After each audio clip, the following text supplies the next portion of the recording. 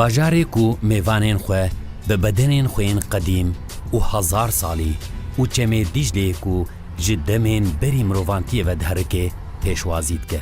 Amed pêkanek û li Amedê mînakên kulturên Kurdan, Ermenan, Aşûriyan, Cihûyan, Tirkan û Ereban ku têkilhev bûne werin dîtin û şopa wan kulturan li kolanên teng yên bajêr derkevin pêşiya we.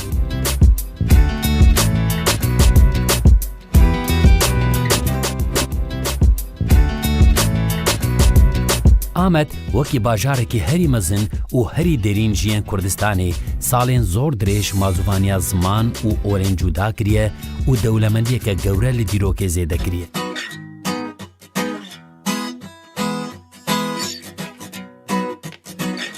Nebêjin bêma cîgerkarî çi li taybetiyek Amediyan jî ew ku ew sibahan ji dêla taştê ve jî cîgerê dixwin.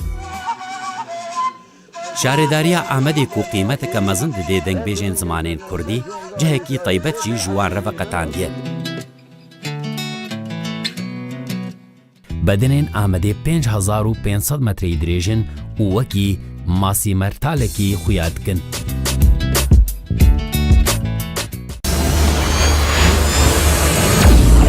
بۆ ڕێکلامکردن لە کوردستان 24 پەیوەندی بکەن بە کۆمپانیای ئۆری میدیا.